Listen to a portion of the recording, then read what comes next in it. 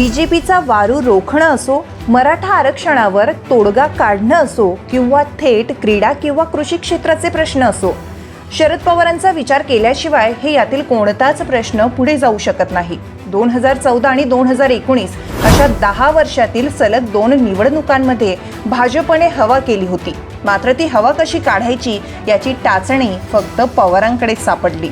लोकसभेसाठी महाराष्ट्रात जेवढ्या जागा वाट्याला आल्या त्यात आपली जादू दाखवत त्यांनी या जागांवर 80च्या सरासरी स्ट्राईक रेटने विजय मिळवला. आता ही महाराष्ट्रातील आरक्षणाची मर्यादा 50% जास्त करण्यासाठी सर्व पक्षीयांना एकत्र येण्याचं आवाहन पवारांनी केलंय.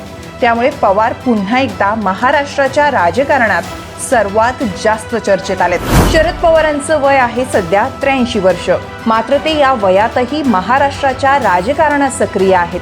गेल्या 55 वर्षाच्या राजकारणात त्यांनी वेळोवेळी घेतलेल्या भूमिकांवर अनेकदा टीका झाली. मात्र तरीही निर्णय आणि प्रयोग यांचा सुरेख मेळ घालत पवारांनी आपलं गारुड कायम ठेवलं.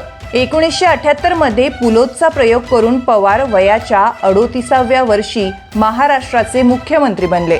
त्यावेळी वसंतदादा पाटील यांच्या पाठीत खंजीर खुपसल्याचा आरोप त्यांच्यावर झाला. काँग्रेसमध्ये असताना मुख्यमंत्री, संरक्षण मंत्री, त्यानंतर सोनिया गांधींना पंतप्रधान होण्यासाठी विरोध केल्यानंतर पवार देशभरात चर्चेत आले. त्यानंतर राष्ट्रवादीची स्थापना आणि पुन्हा महाराष्ट्राच्या राजकारणात पवारांनी सर्वोच्च स्थान कायम ठेवलं. पवारांचं राजकारण कुणालाही समजत नाही. 2019 मध्ये पवारांनी उद्धव ठाकरेंशी जवळीक साधत त्यांना मुख्यमंत्री केलं. हयातभर पवारांनी बाळासाहेब ठाकरेंना शिव्या घातल्या. मात्र त्यांच्यातलं प्रेम ठाकरेंना मुख्यमंत्री करत पवारांनी जपलं. त्यावेळी महाराष्ट्रात राष्ट्रवादी, काँग्रेस आणि शिवसेना असं ट्रिपल इंजिन सरकार होतं. या सरकारचं श्रेय शरद पवारांनाच जातं. महाराष्ट्राला पुरोगामी आणि विकासाच्या वाटेवर नेणारा जाणता राजा अशी पवारांची ओळख त्यांचे कार्यकर्ते सांगतात.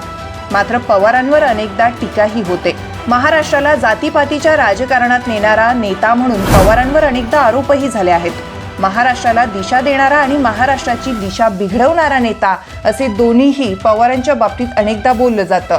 त्यांचे समर्थक पवारांना हिरो म्हणतात, तर विरोधक महाराष्ट्राचा विलन म्हणून दाखवतात. स्वतःच्या पार्टीचं अल्पबळ असूनही पवारांनी देशपातळीवर आपलं नाव कायम चर्चेत ठेवलंय. पवारांचे बोट धरून मी राजकारणात आलो असं खुद्द पंतप्रधान नरेंद्र मोदी म्हणतात. तेव्हा पवारांची ताकद समजते.